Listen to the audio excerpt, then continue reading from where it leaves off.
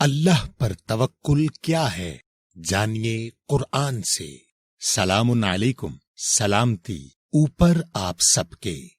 بھائی، کیا سوچ رہے ہو؟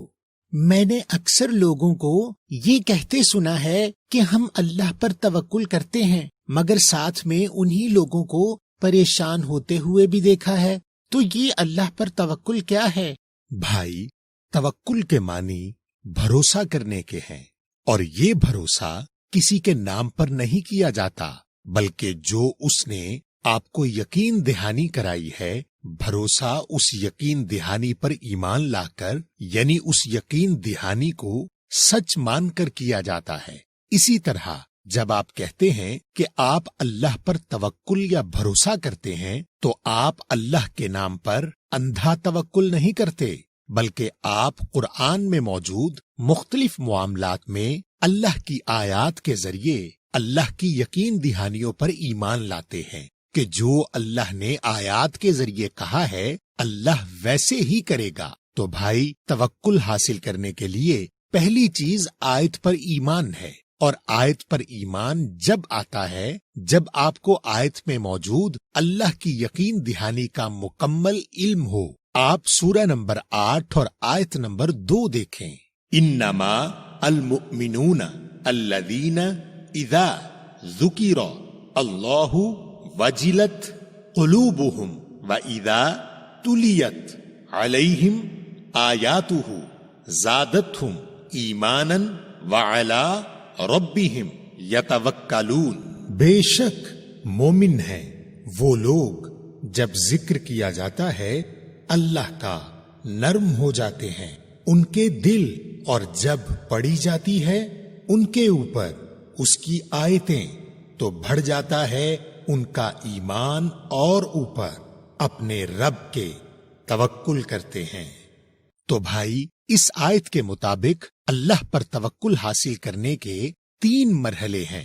پہلا مرحلہ یہ کہ جو معاملہ آپ کو درپیش ہو، اس معاملے پر قرآن کی آیات کے اندر موجود اللہ کے حکم یا یقین دہانی کا آپ کو علم ہونا۔ دوسرا مرحلہ اس حکم پر ایمان لانا، اور ایمان لانے کے معنی یہ ہے کہ آپ آیات کے اندر موجود اس بات پر 100% یقین رکھیں کہ جو آیت میں لکھا ہے وہی ہوگا۔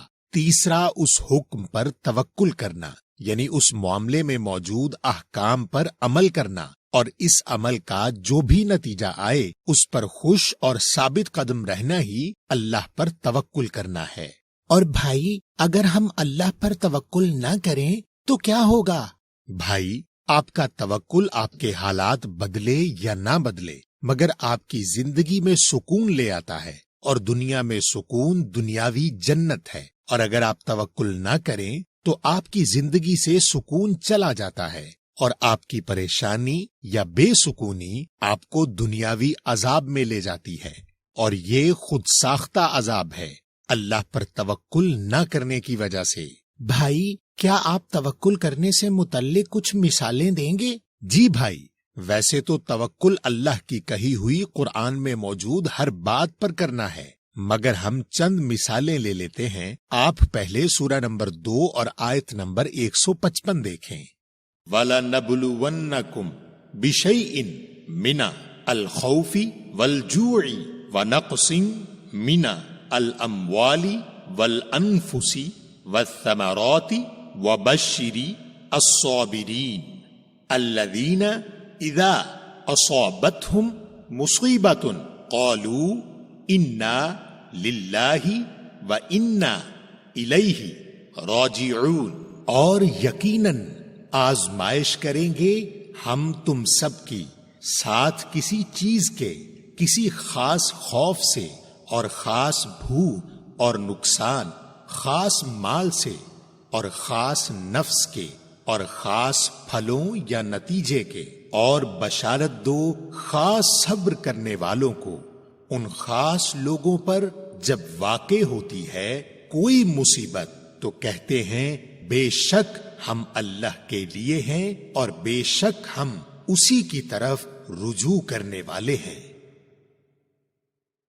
تو بھائی، اس آیت کے مطابق اللہ ہماری آزمائش کے لیے ہماری زندگی میں مختلف حالات پیدا کرتے ہیں، جیسے جان کا خوف، مال کا خوف، بھوک اور نقصانات ہمارے نفسوں کے یا ہماری محنت کے پھل نہ ملنے کے، اور ان حالات میں اللہ ان صبر کرنے والے لوگوں کے لیے خوشخبری دے رہے ہیں جو رجوع کرتے ہیں۔ اور رجوع کرنے سے مراد یہ ہے کہ اس معاملے پر قرآن میں موجود اللہ کے حکم کو جاننا، اور یہیں سے توکل کی شروعات ہوتی ہے۔ چلیں اب ہم پہلی آزمائش کے بارے میں دیکھتے ہیں۔ اب بتائیں، جب آپ بیمار ہوتے ہیں تو پہلا عمل آپ کیا کرتے ہیں؟ بھائی، ہم ڈاکٹر کے پاس جاتے ہیں۔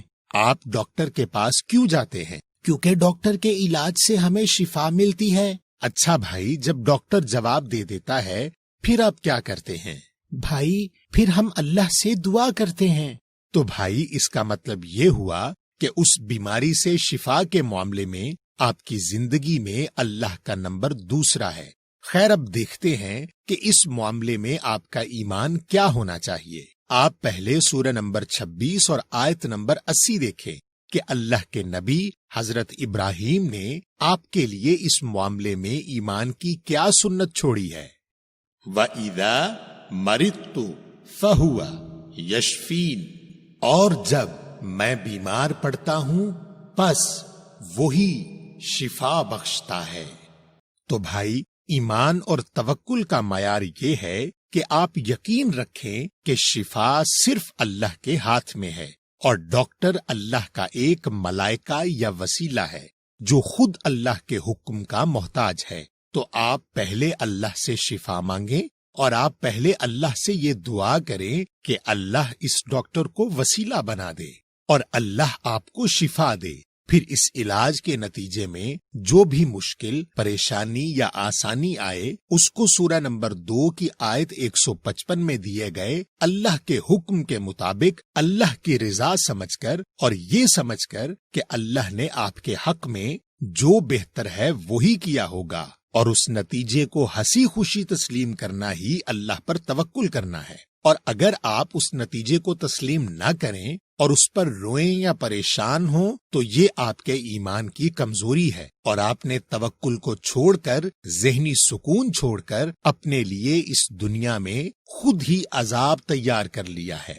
اچھا بھائی، وہ جو ہم رزق کی کمی میں پریشان ہوتے ہیں یا غلط کام کرتے ہیں یا پھر پیسے جوڑ کر رکھتے ہیں اور اللہ کی راہ میں خرچ نہیں کرتے، کیا یہ بھی ایمان کی کمزوری یا اللہ پر توکل نہ کرنے کی علامت ہے؟ جی بالکل میرے بھائی، آپ کا رزق آپ کی تقدیر کا حصہ ہے، مگر یہ آپ کی وقتی آزمائش کا ذریعہ بھی ہو سکتا ہے۔ آپ پہلے یہ دیکھیں کہ اس معاملے میں آپ کا ایمان کیا ہونا چاہیے۔ آپ سورہ نمبر 34 اور آیت نمبر 39 دیکھیں۔ قُلْ إِنَّ رَبِّي يَبْسُطُ الرِّزْقَ لِمَنْ يَشَاءُ مِنْ عِبَادِهِ وَيَقْدِرُ لَهُ وَمَا أَنفَقْتُمْ مِنْ شَيْءٍ فَهُوَ يُخْلِفُهُ وَهُوَ خَيْرُ الرَّازِقِينَ، کہہ دو بے شک میرا رب کشادہ کر دیتا ہے خاص رزق جس کے لیے وہ چاہے، اپنے بندوں حکم پر عمل کرنے والوں میں سے، اور اندازن کر دیتا ہے اس کے لیے، اور جو تم خرچ کرتے ہو کسی چیز سے پس وہی اس کا بدل دیتا ہے، اور وہی بہتر خاص رزق دینے والا ہے۔ تو بھائی، آپ کا رزق آپ کی تقدیر کا حصہ ہے، اور آپ کا رزق اللہ کے ذمے ہے، مگر اس کو کمانے کا طریقہ آپ پر ہے، اور آپ کے اس عمل پر سزا اور جزا ہے۔ تو آپ اپنا کام محنت اور ایمانداری سے کیجئے، اور اس کے بعد جو بھی رزق آپ کو ملے اس میں اللہ کا بتایا ہوا حصہ اللہ کی راہ میں خرچ کریں اور اس پر خوش ہوں، اور یہی اللہ پر توکل ہے۔ اور اگر آپ نے اس کو تسلیم نہ کیا اور اس پر روئے یا پریشان ہوئے تو آپ رزق کی کمی کی صورت میں آئی اللہ کی آزمائش یا امتحان میں فیل ہو جائیں گے، اور آپ توکل کو چھوڑ کر اپنے لیے اس دنیا میں خود ہی عذاب تیار کر لیں گے۔ اچھا بھائی، وہ لوگ جو اولاد کی یا بیٹے کی خواہش کرتے ہیں، کیا وہ بھی توکل کی کمی ہے؟ بھائی، پہلے یہ دیکھتے ہیں کہ اس معاملے میں آپ کا ایمان کیا ہونا چاہیے۔ آپ سورہ نمبر 42 کی آیت 49 اور 50 دیکھیں.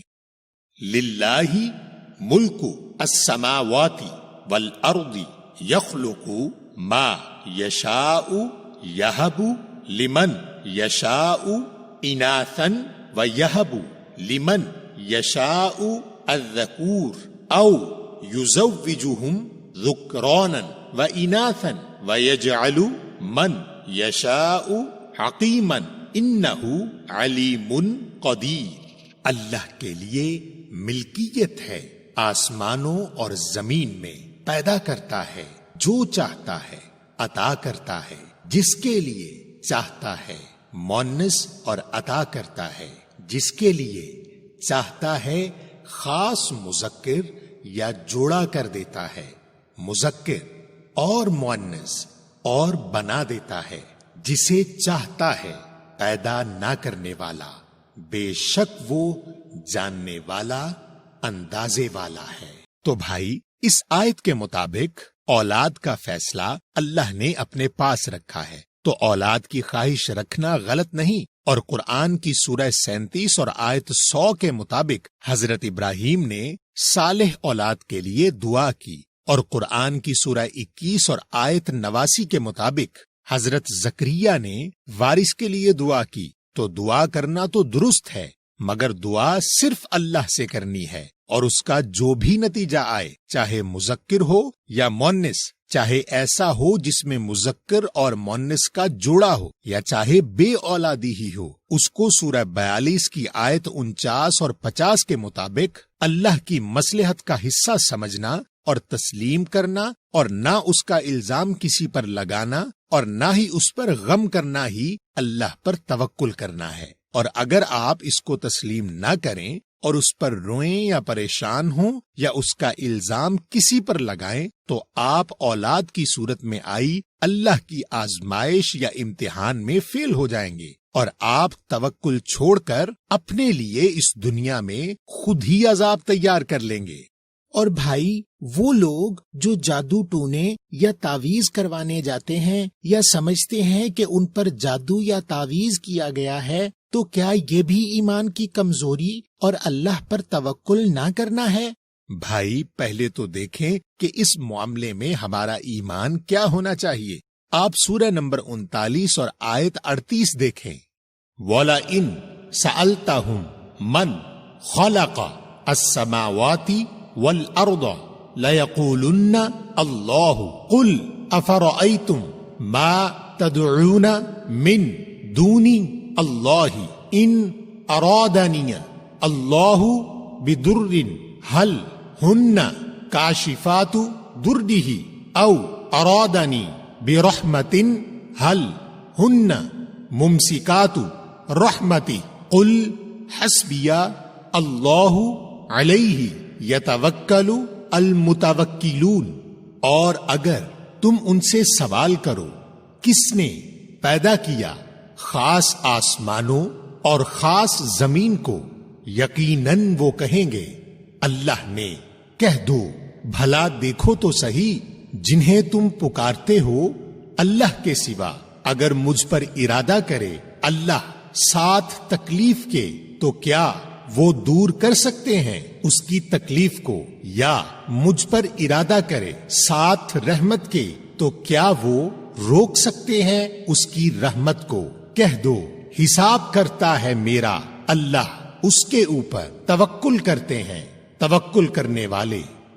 تو بھائی، آج کے دور میں 2 طرح کے لوگ خود کو ساحر یا جادوگر کہتے ہیں.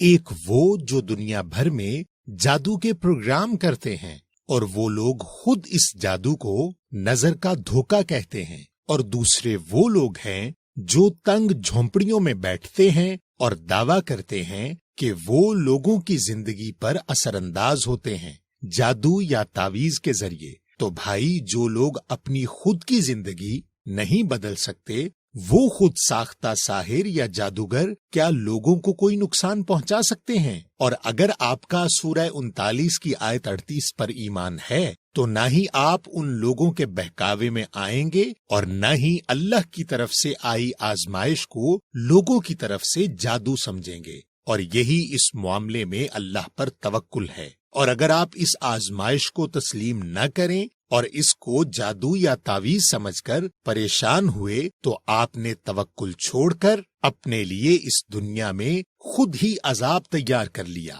اب آخر میں آپ قرآن کی سورہ نمبر 13 اور آیت نمبر 28 دیکھیں۔ الذین آمنوا وتطمئن قلوبهم بذکر اللہ الا بذکر اللہ تطمئن القلوب، جو لوگ ایمان لائے اور اطمینان پاتے ہیں ان کے دل ساتھ ذکر یا یاد دہانی اللہ کی، تو کیا نہیں ساتھ ذکر یاد دہانی اللہ کی اطمینان پاتے ہیں خاص دل۔ تو میرے بھائی، اس آیت میں اللہ آپ سے تصدیقاً پوچھ بھی رہے ہیں اور اللہ آپ کو بتا بھی رہے ہیں کہ دلوں کو سکون کسی بھی معاملے پر قرآن میں موجود اللہ کے ذکر یا نصیحت یا یاد دہانی سے آتا ہے۔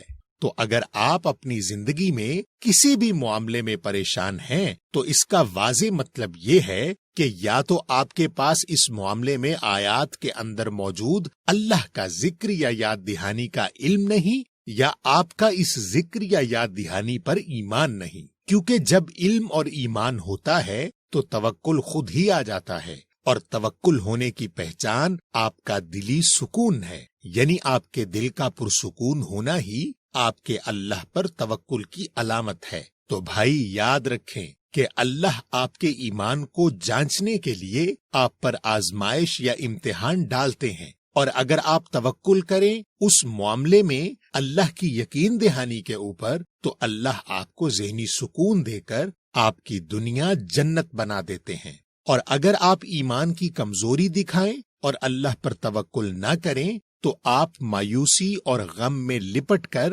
اپنا ذہنی سکون کھو دیتے ہیں، اور آپ اپنی آزمائش کو اپنے لیے عذاب میں تبدیل کر دیتے ہیں۔ اور دیکھیں اللہ آپ سے سورہ 42 کی آیت 30 میں کیا کہہ رہے ہیں، وَمَا أَصَابَكُم مِّن مُّصِيبَةٍ فَبِمَا كَسَبَتْ أَيْدِيكُمْ وَيَعْفُو عَن كَثِيرٍ، اور جو تم پر مصیبت آتی ہے مصیبتوں میں سے، پس وہ کمائی ہے تمہارے ہاتھوں کی، اور وہ درگزر کرتا ہے اکثر سے۔